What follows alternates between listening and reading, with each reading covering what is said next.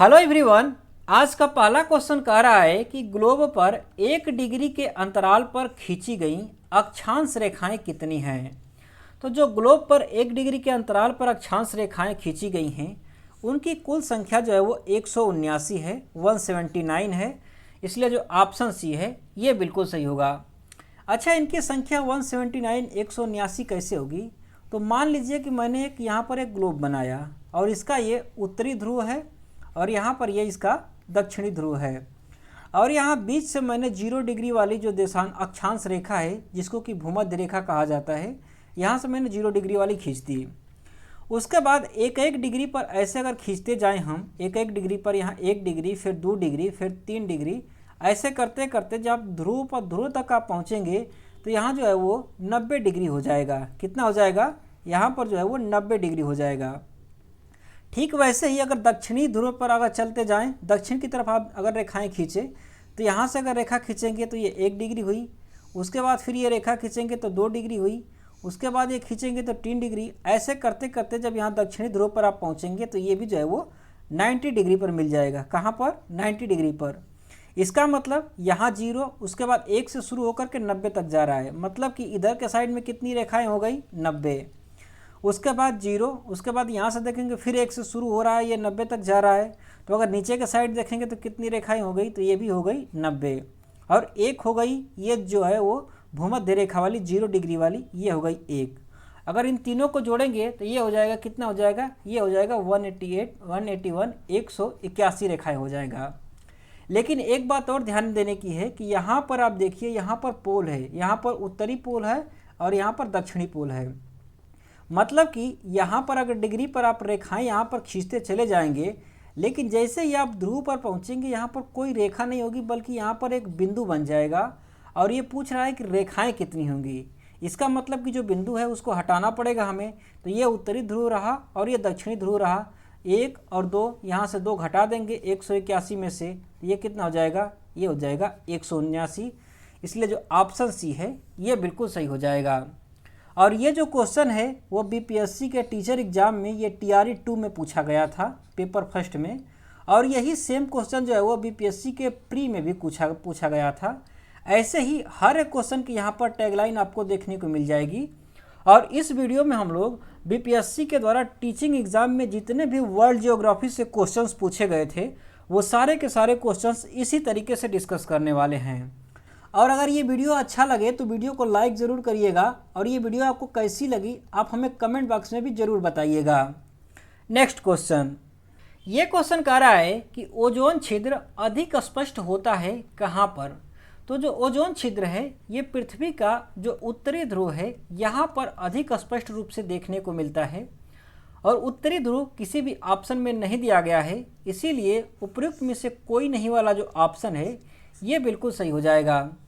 अगर हम लोग बात करें ओजोन की कि ये ओजोन क्या होता है, तो आपको अच्छे से पता होगा कि हमारे वायुमंडल में सबसे ज़्यादा जो है वो नाइट्रोजन गैस पाई जाती है।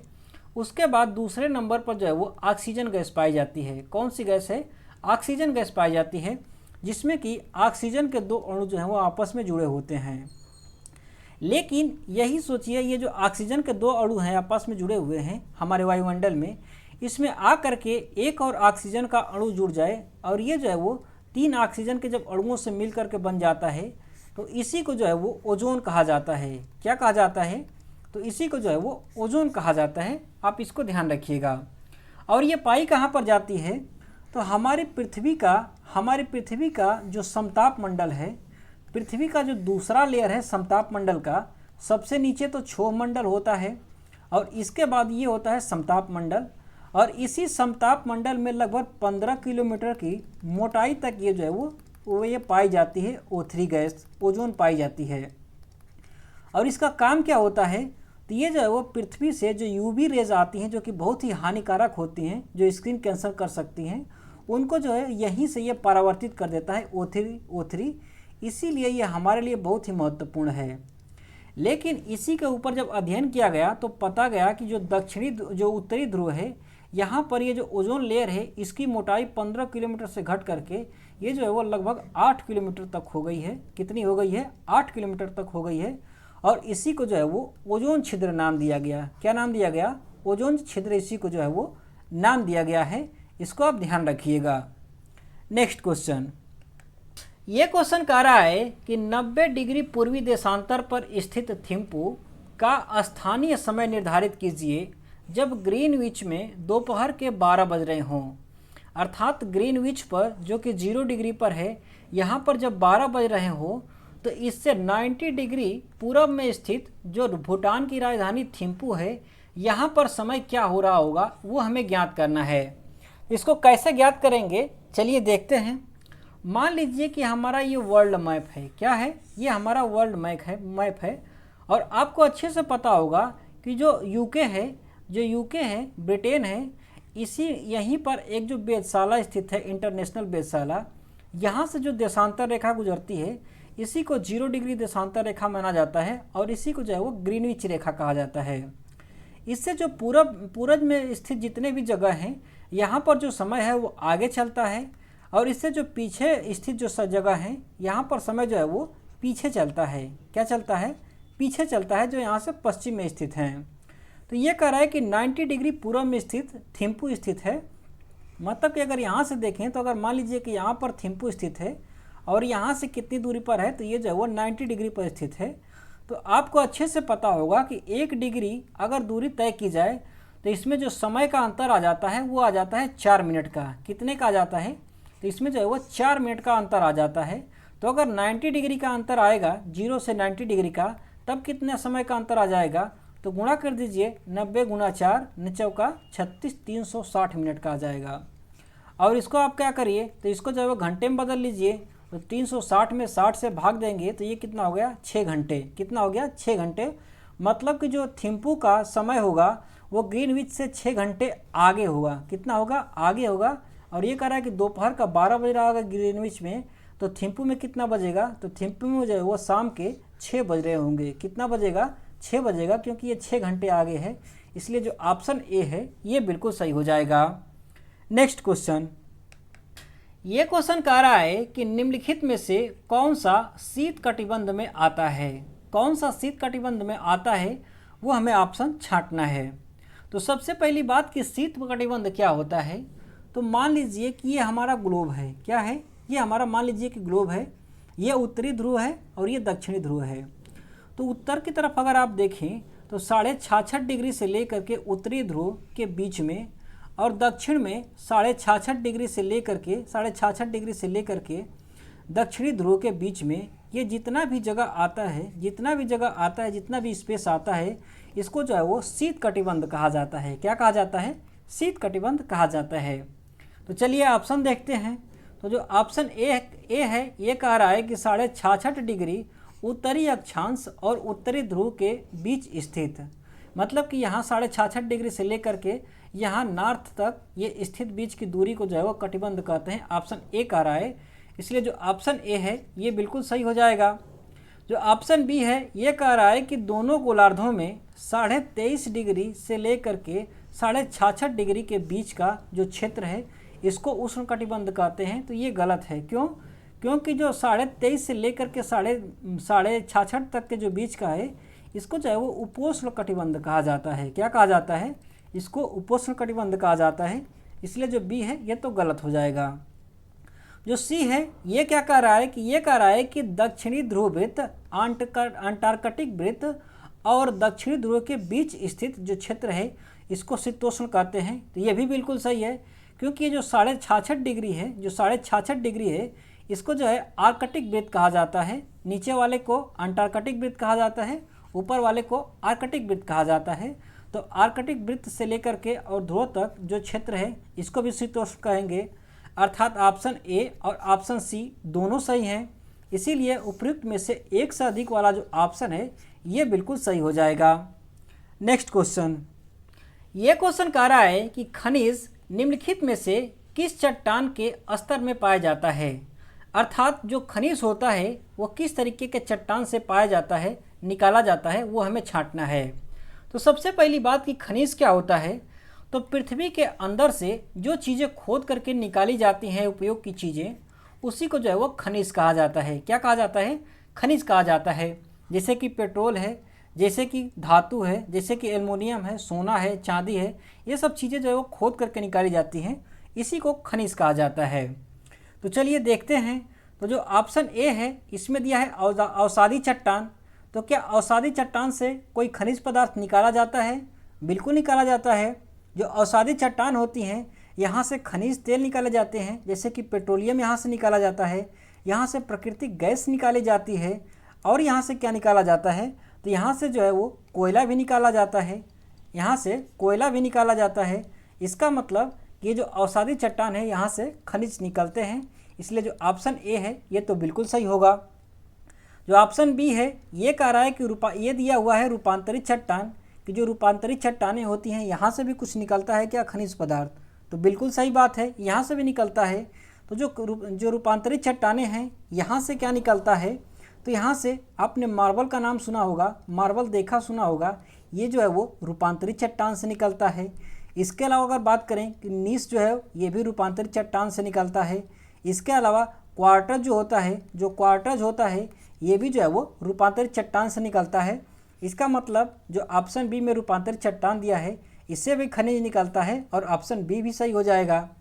इसके बाद जो ऑप्शन सी दिया है आग्नेय चट्टान, यहाँ से भी कुछ निकलता है। हाँ बिल्कुल निकलता है, जैसे कि आग्नेय चट्टानें जो होती हैं यहाँ से लोहा निकाला जाता है। जितने भी तत्व होते हैं वो आग्नेय चट्टानों से निकाले जाते हैं, जैसे कि लोहा है, तांबा है, सोना है, ये सारी चीज़ें जो है वो कहाँ से निकल जाती हैं? आग्नेय चट्टानों से। मतलब कि आग्नेय में भी खनिज पाए जाते हैं। अर्थात ए बी सी तीनों ऑप्शन सही हैं, इसलिए उपयुक्त में से एक से अधिक वाला जो ऑप्शन है ये बिल्कुल सही हो जाएगा। Next question. ये क्वेश्चन कह रहा है कि भूपटल के टुकड़े मेंटल में गति द्वारा निरंतर धीमी गति से प्रवाहित होते हैं, इस सिद्धांत को क्या कहा जाता है? तो ये जो प्रवाहित होने का सिद्धांत है इसको जो है वो प्लेट टेक्टोनिक्स का सिद्धांत कहा जाता है, इसलिए जो ऑप्शन सी है ये बिल्कुल सही होगा। अगर हम लोग बात करें हमारी पृथ्वी की संरचना का, तो हमारी पृथ्वी में जो अंदर है वो पूरा का पूरा लावा भरा हुआ है। क्या भरा हुआ है? मेंटल में जो है वो लावा भरा हुआ है, और ये जो लावा भरा हुआ है इसी के ऊपर जो है वो बड़े बड़े चट्टान पाए जाते हैं, इसी के ऊपर बड़े बड़े चट्टान पाए जाते हैं, और इन्हीं चट्टानों को जो है वो प्लेट कहा जाता है। क्या कहा जाता है? प्लेट कहा जाता है। और इसी मैग्मा में ये मैग्मा जो है वो इसमें गति होती रहती है, इसी के वजह से ये जो बड़ी बड़ी प्लेटें हैं इनमें भी थोड़ी बहुत आपस में जो है वो गति होती रहती है, और इसको जो है वो प्लेट टेक्टोनिक्स का सिद्धांत कहा जाता है। इसको आप ध्यान रखिएगा। Next question. ये क्वेश्चन कह रहा है कि शैल जिसमें जीवाश्म पाए जाते हैं वो कौन सा है? तो कौन से शैल में जीवाश्म पाए जाते हैं? कहाँ से जो है वो जीवाश्म तेल निकाला जाता है, पेट्रोलियम निकाला जाता है? तो वो जो है वो होता है अवसादी शैल। कौन सा होता है? वो होता है अवसादी शैल, जहाँ से कि जीवाश्म निकाला जाता है। इसीलिए जो ऑप्शन ए है ये बिल्कुल सही होगा। जो ऑप्शन बी में दिया है कायांतरित शैल, यहाँ से क्या निकाला जाता है? तो यहाँ से जो है वो जैसे कि यहाँ से नीस निकाला जाता है, यहाँ से जो है वो चूना निकाला जाता है, चूना पत्थर निकाला जाता है, यहाँ से जो है वो संगमरमर निकाला जाता है। कहाँ से? कायांतरित से, इसको आप ध्यान रखिएगा। इसके अलावा जो आग्नेय है यहाँ से क्या निकाला जाता है? तो यहाँ से जितनी भी धातुएँ होती हैं वो सारी की सारी जो हैं वो आग्नेय से निकाली जाती हैं, इसको भी आप ध्यान रखिएगा। Next question. ये क्वेश्चन कह रहा है कि निम्नलिखित में से कौन सा युवा वलित पर्वत नहीं है? कौन सा युवा वलित पर्वत नहीं है वो हमें छांटना है। तो सबसे पहली बात कि वलित पर्वत क्या होता है, तो आपको अच्छे से पता होगा कि हमारे पृथ्वी के अंदर जो मेंटल है उसमें जो है वो लावा भरा हुआ है, मैग्मा भरा हुआ है, और ये जो लावा है ये हमेशा गति करता रहता है, और इसी के ऊपर जो है वो बड़े बड़े चट्टान इस पर जो है वो लगे हुए हैं, जो कि हमारी पृथ्वी का ऊपरी परत बनाते हैं, जिसे कि प्लेट कहा जाता है। क्या कहा जाता है? इसे प्लेट कहा जाता है। और मैग्मा की गति के कारण ये जो प्लेटें हैं ये भी जो है वो गति करती रहती हैं आगे पीछे दाएं बाएं। और मान लीजिए कि ये दो प्लेटें हैं और ये जो है वो गति करते करते आकर के आपस में ये टकरा गई, तो इनके टकराने के बाद क्या होता है कि एक प्लेट जो है वो नीचे की तरफ धंस जाती है और दूसरी प्लेट जो है वो कुछ इस तरीके से ये जो है वो ऊपर की तरफ उड़ जाती है, और इसके ऊपर की तरफ उठने से जो पर्वत बनता है उसी को जो है वो वलित पर्वत कहा जाता है। क्या कहा जाता है? उसी को जो है वो वलित पर्वत कहा जाता है। और ये घटना जो है वो एक दिन में नहीं होती, बल्कि ये जो है वो धीरे धीरे धीरे धीरे चलती रहती है। मतलब कि ये जो पर्वत है इसकी ऊंचाई जो है वो धीरे धीरे धीरे धीरे बढ़ती रहती है। जैसे अगर वर्तमान की बात करें तो हमारा जो हिमालय पर्वत है, आज के समय का जो हिमालय पर्वत है, यह एक युवा वलित पर्वत है। मतलब कि इसका जो निर्माण है वो इसी तरीके से हुआ है। जो यूरोपियन प्लेट है और जो इंडियन प्लेट है वो आपस में आकर के टकराई और ये वाला जो भाग है वो ऊपर की तरफ उठ गया और ये आज भी ऐसे ही उठ रहा है। मतलब कि जो हिमालय की ऊंचाई है वो आज भी बढ़ रही है। और जब ऐसे ऐसे जब पर्वतों की ऊंचाई बढ़ती जाती है वलित पर्वतों की, तो इसी को जो है वो युवा पर्वत कहा जाता है। क्या कहा जाता है? युवा वलित पर्वत कहा जाता है। और एक समय के बाद ऐसा समय आता है कि ये प्लेटों का जो कोलिजन है, जो आपस में आकर के टकराई थी, ये जो है वो रुक जाती हैं। मतलब कि ये आगे एक दूसरे की तरफ नहीं बढ़ती हैं। तब क्या होता है कि इनकी पर्वतों की जो ऊंचाई है ये बढ़ना बिल्कुल बंद कर देती है। अब जब बढ़ना बंद कर देती है तो उसके बाद इसका क्षरण होने लग जाता है। मतलब कि धूप लगती है, बरसात होती है, उसके बाद ये टूटने लग जाते हैं। और जब ऐसी स्थिति आती है वलित पर्वतों की, तो इसको जो है वो प्राचीन वलित पर्वत कहा जाता है। क्या कहा जाता है? इसको जो है वो प्राचीन वलित पर्वत कहा जाता है। तो अगर नवीन वलित पर्वत की बात करें, वर्तमान में जो ऑप्शन दिया हुआ है, तो इसमें से जो अल्पेशियन पर्वत है ये जो है वो नवीन वलित पर्वत है। क्या है? यह एक नवीन वलित पर्वत है।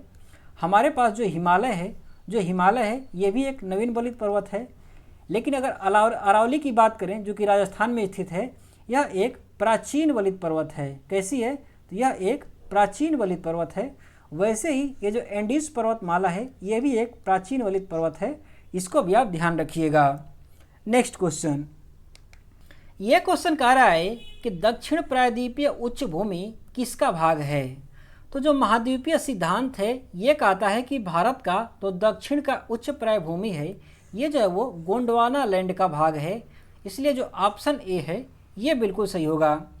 ये जो महाद्वीपीय सिद्धांत है इसको जो है वो जर्मन के एक वैज्ञानिक थे जिनका नाम था अल्फ्रेड वेगनर, और इसी अल्फ्रेड वेगनर ने महाद्वीपीय सिद्धांत दिया था। इन्होंने बताया कि पृथ्वी जो है इस पर जितने भी भूभाग पाए जाते हैं वो एक समय ऐसा था कि ये जो है वो सारे भूभाग जो है वो एक ही जगह पर स्थित थे, और पृथ्वी की आंतरिक गतिविधियों के कारण ये जो है वो दो भागों में टूट गया। और ये जो है वो कुछ भाग ऊपर की तरफ जाने लगे और कुछ भाग नीचे की तरफ जाने लगे। तो जो ऊपर की तरफ जो भाग जाने लगा इसको जो है वो अंगारा कहा इन्होंने। क्या कहा? इसको जो है वो अंगारा लैंड कहा। और जो नीचे की तरफ भाग आए इसको जो है वो इन्होंने गोंडवाना लैंड कहा। क्या कहा इसको? इसको जो है वो गोंडवाना कहा, जो नीचे भाग आया। और जो नीचे वाला भाग है ये भी कई भागों में टूटा और इससे जो है वो दक्षिण अमेरिका बना, अफ्रीका बना, ऑस्ट्रेलिया बना, ऐसे इशारे करके बना। और हमारा जो भारत का जो दक्षिण वाला भाग है वो भी यहाँ पर ऑस्ट्रेलिया के साथ में यहाँ पर लगा हुआ था। लेकिन समय के साथ ये ऑस्ट्रेलिया से अलग हुआ और धीरे धीरे ये आगे बढ़ते गया और ये आकर के एशिया महाद्वीप में जो है वो आकर के एशिया महाद्वीप में टकराया। और इसी के टकराने से जो है वो यहाँ पर हिमालय का निर्माण हुआ। अर्थात ऊपर जो है वो एशिया का भाग है, ऊपर जो है वो अंगारा वाला भाग है, और हिमालय के ऊपर जो है अंगारा वाला भाग है, और नीचे जो है वो गोंडवाना वाला भाग है। इसीलिए हमारा जो दक्षिणी प्रायद्वीप भारत है वो किसका भाग है? तो ये जो है वो गोंडवाना लैंड का भाग है। इसको आप ध्यान रखिएगा। नेक्स्ट क्वेश्चन, ये क्वेश्चन कह रहा है कि रिक्टर स्केल किस मापन का पैमाना है? तो जो रिक्टर स्केल है इस पर जो है वो भूकंप की तीव्रता मापी जाती है। किसकी? भूकंप की तीव्रता मापी जाती है। इसलिए जो ऑप्शन सी है ये बिल्कुल सही होगा। नेक्स्ट क्वेश्चन, ये क्वेश्चन कह रहा है कि निम्नलिखित में से कौन सा भूकंप की गहनता मापने हेतु उपयोग में लाया जाता है? तो भूकंप की गहनता मापने के लिए जो स्केल उपयोग में लाया जाता है उसको जो है वो मरकरी स्केल या मरकरी पैमाना कहा जाता है। इसलिए जो ऑप्शन बी है ये बिल्कुल सही होगा। आप गलती से भी इसका रेक्टर पैमाना बिल्कुल सही मत करिएगा। क्यों? क्योंकि ये जो है वो भूकंप की गहनता मापने के लिए नहीं प्रयोग किया जाता रेक्टर स्केल का, बल्कि ये जो है वो भूकंप की केवल और केवल तीव्रता मापने के लिए इसका उपयोग किया जाता है। मतलब कि भूकंप जब उत्पन्न हुआ तो इसकी तीव्रता क्या थी, बस ये बताता है ये रेक्टर स्केल, इसके अलावा कुछ नहीं बताता है। लेकिन गहनता की बात करें तो गहनता जो होती है वो कुछ ये होती है कि जैसे कि भूकंप आया, उसका परिणाम क्या रहा, किस क्षेत्र में आया, इसको जब संयुक्त रूप से देखा जाता है तो इसी को जो है वो गहनता कहा जाता है। और इसका मापन जो है वो मरकरी स्केल पर किया जाता है। और ये जो मरकरी स्केल है ये जो है वो यहाँ पर जो है वो परिणाम मापा जाता है। क्या मापा जाता है, यहाँ पर जो है वो परिणाम मापा जाता है। इसीलिए मरकरी स्केल को परिणात्मक मान कहा जाता है और जो रेक्टर स्केल पर जो होता है इसको जो है वो मात्रात्मक मान कहा जाता है। इसको आप ध्यान रखिएगा। नेक्स्ट क्वेश्चन, ये क्वेश्चन कह रहा है कि भूकंप के संबंध में निम्नलिखित में से कौन सा कथन सत्य है। कौन सा सत्य कथन है वो हमें छांटना है। तो चलिए देखते हैं। तो ऑप्शन ए कह रहा है कि पी तरंगे अनुप्रस्थ तरंगे होती हैं। तो ये गलत है। क्यों? क्योंकि जो पी तरंगे होती हैं अनुप्रस्थ नहीं बल्कि ये जो है वो अनुदैर्घ्य तरंगे होती हैं। कैसी होती हैं? तो ये जो है वो अनुदैर्घ्य तरंगे होती हैं। अनुदैर्घ्य क्या होता है? तो अनुदैर्घ्य की अगर बात करें तो ये कुछ इस प्रकार से चलती हैं, थोड़ी सी आगे गई फिर पीछे आई, फिर आगे गई फिर पीछे आई, फिर आगे गई फिर पीछे आई। जैसे कि आप यूँ समझिए कि आप किसी दीवार में जो है वो एक कील ठोक रहे हैं। जब हथौड़ा मारेंगे तो ये कील अंदर की तरफ जाएगा, फिर थोड़ा सा ये बाहर आता है, फिर मारेंगे तो फिर अंदर जाएगा, फिर थोड़ा सा बाहर की तरफ आएगा। ये जो है वो इस तरीके से चलता है पी वेव। इसको जो है वो अनुदैर्घ्य तरंगे कहा जाता है। और अगर अनुप्रस्थ की बात करें तो अनुप्रस्थ कुछ इस प्रकार से चलती हैं। जैसे कि मान लीजिए कि एक रस्सी है, इसको किसी किनारे पर बांध दीजिए और इसको आप फिर ऊपर नीचे घुमाइए तो जो आप वेव देख रहे हैं इसी को जो है वो अनुप्रस्थ तरंगे कहा जाता है। और जो पी वेवें होती हैं वो ऐसे नहीं बल्कि इस तरीके से चलती हैं जिसको कि अनुदैर्घ्य कहा जाता है। इसलिए जो ऑप्शन ए है ये तो सही नहीं हो सकता। जो ऑप्शन बी है ये कह रहा है कि धरातल पर उद्गम केंद्र के ऊपर के स्थान को अधिकेंद्र कहा जाता है। तो ये भी बिल्कुल सही है, क्योंकि पृथ्वी पर जहाँ उत्पन्न होता है भूकंप वहाँ से ऊपर की तरफ सबसे पहले पहुँचता है और जहाँ सबसे पहले ऊपर पहुँचता है इसी को अधिकेंद्र कहा जाता है और जहाँ से निकलता है इसको केंद्र कहा जाता है। और यहाँ धरातल पर पहुँचने के बाद फिर जो तरंगे चलती हैं इसको जो है वो लॉन्गिट्यूडनल वेव कहा जाता है। इसको आप ध्यान रखिएगा। और यही जो है वो भूकंप में सबसे ज़्यादा खतरनाक होती हैं। यही जो है वो भूकंप जो है वो तबाही लाती हैं पृथ्वी की सतह पर। इसलिए जो ऑप्शन बी है ये तो बिल्कुल सही हो जाएगा।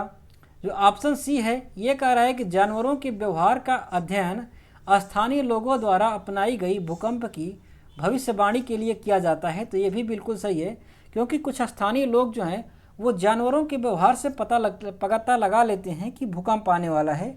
इसलिए जो ऑप्शन बी और सी ये दोनों सही हैं। इसीलिए एक से अधिक वाला जो ऑप्शन है ये बिल्कुल सही हो जाएगा। नेक्स्ट क्वेश्चन, ये क्वेश्चन कह रहा है कि अल नीलो धारा कहाँ प्रवाहित होती है। तो अल नीलो धारा जो है ये प्रशांत महासागर में प्रवाहित होती है। इसलिए जो ऑप्शन ए है ये बिल्कुल सही होगा। ये जो अल नीलो धारा है ये जब बनती है तो भारत ये जो है वो भारत का जो मानसून है उस पर बहुत ज़्यादा इफेक्ट डालती है। मतलब कि जो अल नीलो धारा जब बन जाती है प्रशांत महासागर में तो उस समय जो है वो भारत में कम वर्षा प्राप्त होती है। यहाँ पर जो मानसून है वो कमज़ोर हो जाता है। इसका नेगेटिव इफेक्ट पड़ता है भारत पर। इसको भी आप ध्यान रखिएगा। नेक्स्ट क्वेश्चन, ये क्वेश्चन कह रहा है कि पनामा नहर निम्नलिखित में से किसको जोड़ती है। तो जो पनामा नहर है वो अटलांटिक महासागर और प्रशांत महासागर इन दोनों को आपस में जोड़ती है। इसलिए जो ऑप्शन ए है ये बिल्कुल सही होगा।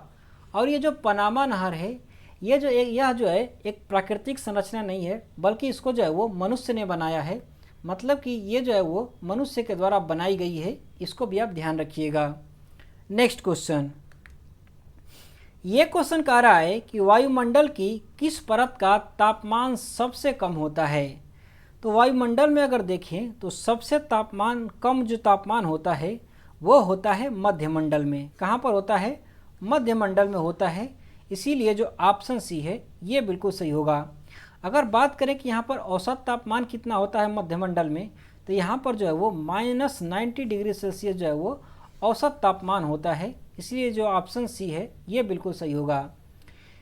पृथ्वी का जो सबसे निचला वाला भाग है वायुमंडल का इसको क्षोभ मंडल कहा जाता है। इसको आप ध्यान रखिएगा। और इसकी औसत ऊंचाई कितनी है? तो इसकी औसत ऊंचाई जो है वो 13 किलोमीटर है। कितनी है? 13 किलोमीटर है। अगर ध्रुवों पर बात करें तो ध्रुवों पर इसकी औसत ऊंचाई क्षोभ मंडल की 8 किलोमीटर है और इसकी अगर भूमध्य रेखा पर बात करें तो इसकी भूमध्य रेखा पर जो है वो औसत ऊंचाई 18 किलोमीटर है, इसको आप ध्यान रखिएगा। उसके बाद पृथ्वी की सतह से जो दूसरे नंबर पर आता है वायुमंडल का जो दूसरा भाग, उसको जो है वो समताप मंडल कहा जाता है। और यहाँ पर जो है वो हवाई जहाज़ उड़ाई जाती है समताप मंडल में, इसको आप ध्यान रखिएगा। इसके अलावा यहाँ पर जो है वो ओजोन लेयर पाई जाती है, इसको भी आप ध्यान रखिएगा। और ओजोन छिद्र कहाँ पर है, तो ओजोन छिद्र जो है वो उत्तरी ध्रुव पर पाया जाता है, इसको भी आप ध्यान रखिएगा। नेक्स्ट क्वेश्चन, ये क्वेश्चन कह रहा है कि निम्नलिखित में से कौन सा विकल्प पृथ्वी की सतह से शुरू होकर वायुमंडल की परतों का सही क्रम है। अर्थात पृथ्वी से लेकर के वायुमंडल की तरफ अगर जाएंगे तो सही क्रम कौन सा है वो हमें छांटना है। तो चलिए देखते हैं। तो सबसे पृथ्वी का जो सबसे पहले जो पृथ्वी से लगा हुआ जो पहला वाला परत है, इसको जो है वो क्षोभ मंडल कहा जाता है। क्या कहा जाता है, इसको जो है वो क्षोभ मंडल कहा जाता है। इसके बाद जो दूसरा वाला परत है जो दूसरे नंबर पर आता है, इसको समताप मंडल कहा जाता है। उसके बाद जो है उसको मध्य मंडल कहा जाता है। उसके बाद जो आता है उसको ताप मंडल कहा जाता है। और उसके बाद जो है उसे बहिर्मंडल कहा जाता है।